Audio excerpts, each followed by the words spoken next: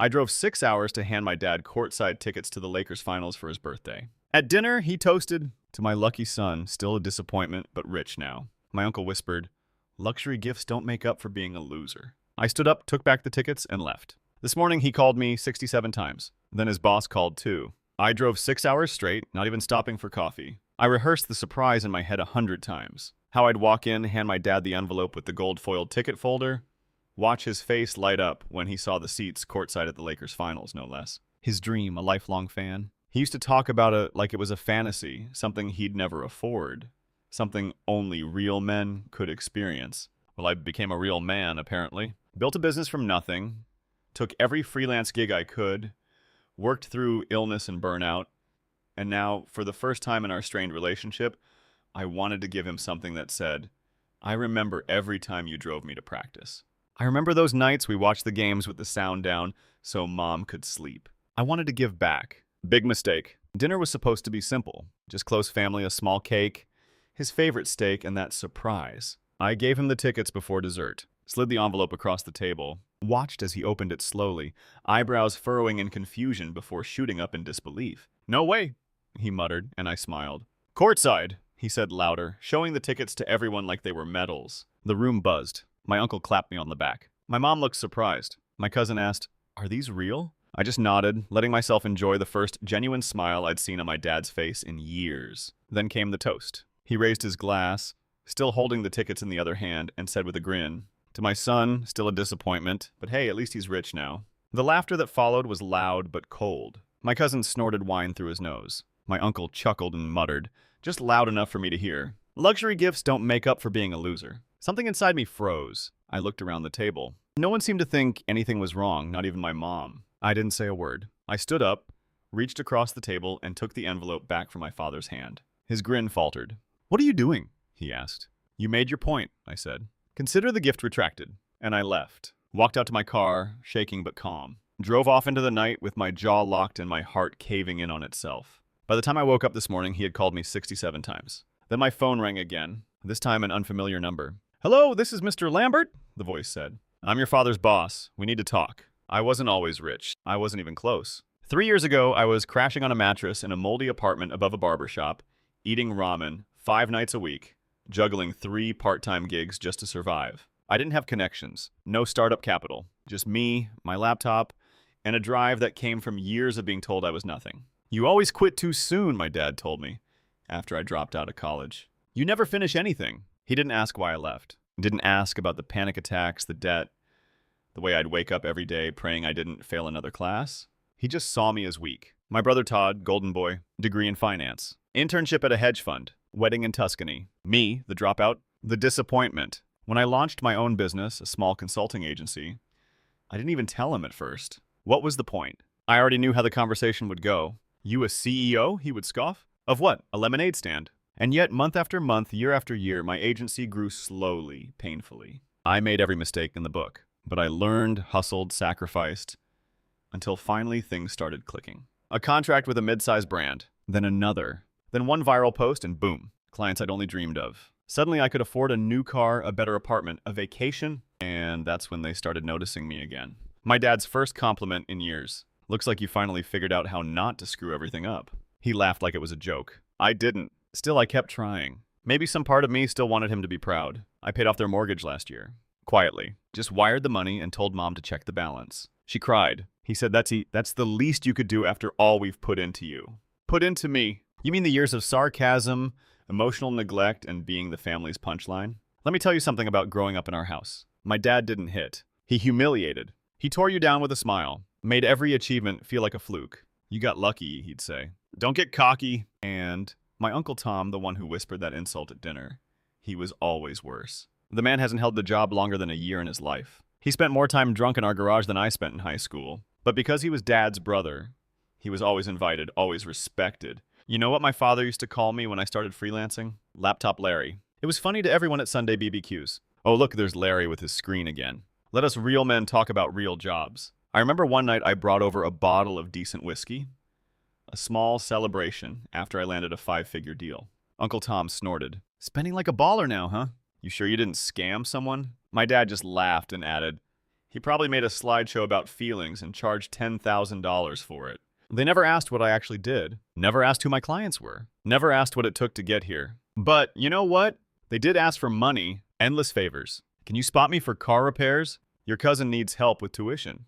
We're short on the house taxes. Just this once. Always wrapped in guilt. Always with the same line. Family helps family. Except when I needed help, they weren't there. When I had to pawn my guitar to make rent, no one returned my texts. When I skipped meals to pay off my student loans, they called me dramatic. When I broke down crying in the garage one Christmas, thinking maybe I was a failure, my dad walked in, saw me, and said, "Man up, no one likes a sob story." No one! And now I'm the bank with a face. A walking ATM with just enough success to be tolerated again. But I still believed, stupidly, that maybe things were different now. That maybe I'd earned his respect. That's why I bought those Lakers tickets. $8,000 courtside for him. Because I remembered the old photos of him in his high school jersey. The stories of how he used to sneak a radio into his bedroom to listen to the finals. Because despite everything, I thought maybe this would be the moment. Maybe this time he'd look at me the way he looked at Todd. But all I got was the joke's punchline. Still a disappointment. But hey, at least he's rich now. That one sentence burned more than every insult I'd swallowed for 30 years. And the kicker. When I took the tickets back, no one said a word. Not Mom. Not even Todd. Like it made sense. Like I had overreacted. Like I wasn't allowed to finally stand up for myself. But the phone calls this morning told a different story. 67 missed calls from Dad. 5 from Mom. 12 from Todd. And then a voicemail from a number I didn't recognize. "This is Mr. Lambert, your father's supervisor at Westfield Automotive. He's asked that I speak with you urgently." What is going on? The call from Mr. Lambert came at 9:17 a.m. At first I thought it was a prank. Who gets a call from their father's boss over courtside tickets? But the voice on the other end was all business. "Your father is having a difficult morning," he said carefully. He came into work extremely upset. Mentioned something about a family issue. He refused to go into detail, but he asked me to call you and mediate. Mediate what? I asked. A situation involving Lakers tickets. I almost laughed. He sent his boss to do damage control. There was a pause. He said he was too ashamed to call again, that he screwed everything up. His words. I hung up. 5 minutes later, my mom called. "Your father didn't sleep all night," she said without so much as a hello. "He was crying." That stopped me. My father crying. "He's not well. He's talking about losing everything. He said you're about to ruin his life." Ruin his life? How? Because I didn't let him insult me and keep the tickets? "Because you threatened to go public," she whispered, voice trembling. "I never." What are you talking about? He thinks you're going to humiliate him. That you're going to make this into some public story. He said people are already talking. Then it hit me. He wasn't ashamed of hurting me. He was scared of being seen for who he really is. That was when I made the decision. I grabbed my keys and drove straight to his job. I didn't care about the fallout. I wanted him to see my face when I said what I was about to say. I walked into the Westfield Automotive showroom like a man walking into a fire. The receptionist looked startled. "I'm here to see Bill." Her eyes flicked toward the office down the hall. He's with someone." "Not anymore," I said, and pushed the door open. My dad was sitting at his desk, pale, hunched forward, a cup of coffee shaking slightly in his hand. He looked up, and for a moment I thought he might collapse. "Jesus," he muttered. "You came." I closed the door behind me and stood. "You called your boss," I said flatly. "I panicked." He panicked, he said. I thought maybe if he could talk to you." "Talk me into what? Giving you the tickets back? Apologizing for standing up for myself?" "I didn't mean what I said," he blurted. "It was a joke. A bad one. I was nervous. Everyone was looking at me. You've had 33 years of practice making me the butt of your jokes, Dad. Don't act like this was new." He looked away, silent. "I gave you something priceless, though," I continued. "And you turned it into a punchline. And when I walked away, you didn't chase after me. You just sat there. I didn't know what to say. You never do. But you always know how to hurt." Then he said it. The thing I will never forget. "You think this makes you strong?" Walking away. "You're still that scared little boy who couldn't throw a ball, right? Just richer now." I walked up to his desk and leaned in. "No," I said. "I'm the man who built something from nothing while you sat in that chair and mocked me. I'm the man who bought your house, paid off your debt, and bought you the dream night of your life.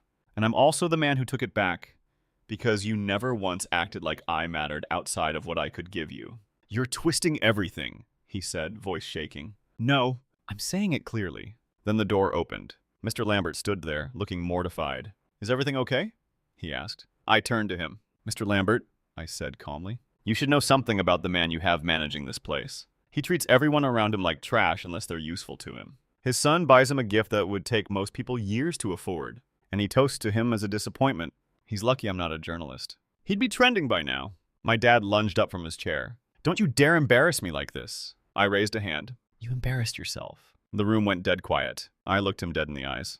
You want to be treated like a man? Then act like one. You want my respect? Then earn it. But don't ever, ever call me again to clean up the messes you made. I turned and walked out. As I left, I saw Mr. Lambert put a hand on my dad's shoulder, whispering something I couldn't hear. Let him explain. Let him squirm. Let the office gossip swirl. I got into my car, pulled out my phone, and blocked his number. Let the 67 missed calls stay missed. I didn't answer a single call after that. Not the voicemails. Not the messages that went from talk to us to you're acting childish to we're your family whether you like it or not.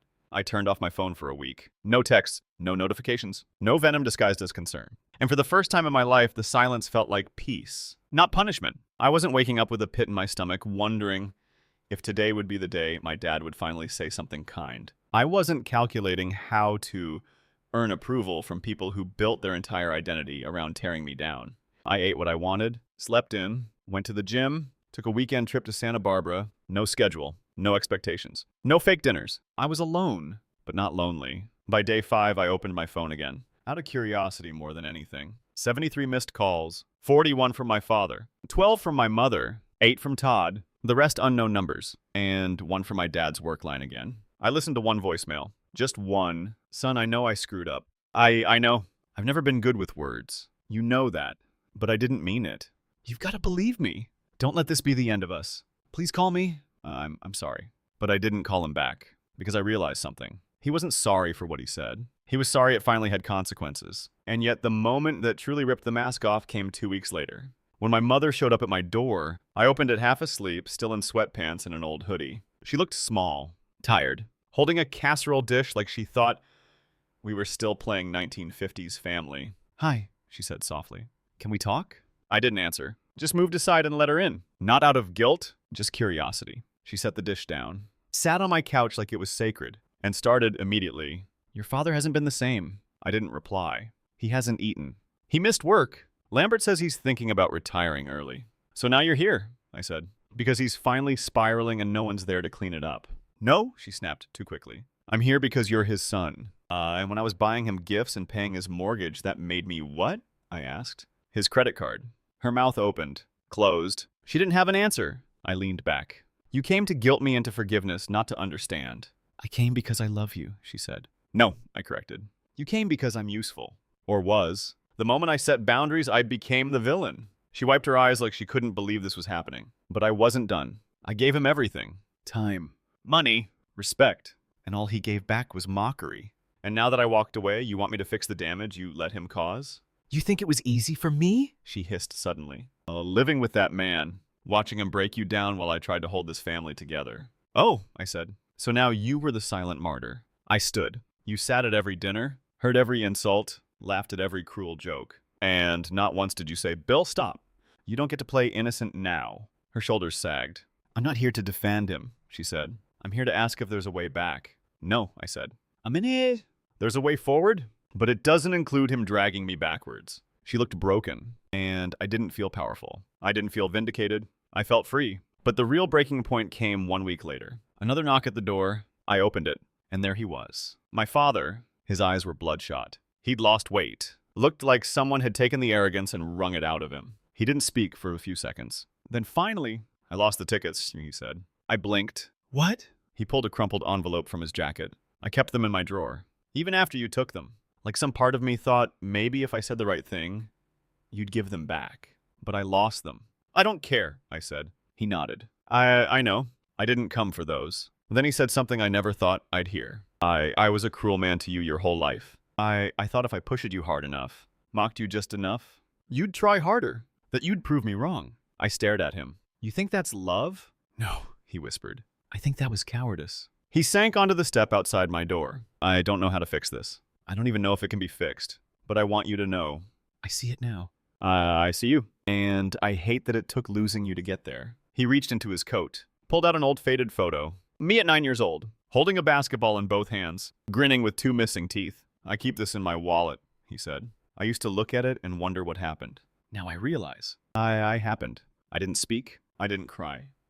I just looked at him and said, that boy deserved better. And I closed the door A week after I shut the door on my father, the silence settled in like dust in an empty house. No more calls, no more visits, no more guilt masquerading as love. And still, I didn't miss them. I thought I would. I thought I'd lie awake wondering if I was wrong. But I didn't. Not once. Because for the first time in my life, I didn't feel like the broken one. I felt like the only sane person who finally stepped out of a burning building and let it collapse without running back in. My therapist, yeah, I finally got one, asked me something during our first session. Do you grieve the father you had, or the father you wished you had? I didn't even need to think. The one I wished I had, I said. Because the one I had, I never truly knew him. I only knew who I had to be to survive him. She nodded. Then your grief is a rebirth. You bet it was. I spent the next few weeks building a new rhythm. No family dinners, no backhanded compliments, no last-minute favors with the expectation of silence in return. Instead, I poured into me. Work, gym, reading, rest. I bought a piano even though I barely knew how to play. Took lessons like a stubborn beginner. I started hiking on Sundays, alone, without telling anyone. No Instagram, no proof. Just me and the world. I began writing again, journaling every thought I'd buried under. Maybe next time Dad will be proud. And then something strange happened. Todd called. I let it go to voicemail. Of course. But curiosity got me, and I played it later that night. Hey, listen. I don't know how to say this, but I get it now. About Dad. About everything. I heard what happened at his work. I heard about what you said. I think I should have stood up for you that night. Pause. He's not well, man. He won't say it. But Mom says he's not eating. Keeps staring at some photo of you as a kid. He quit Westfield last week. Just walked out. No plan. No goodbye? Pause again. Longer this time. I guess I'm just saying you were right. I was blind. And I'm sorry. I deleted the message. Not out of spite. Out of peace. Todd could wrestle with his awakening. That wasn't my battle anymore. But then came the last loose thread. My Uncle Tom. The one who whispered that dagger. Luxury gifts don't make up for being a loser. He texted me 2 lines the next Friday. Didn't mean it like that.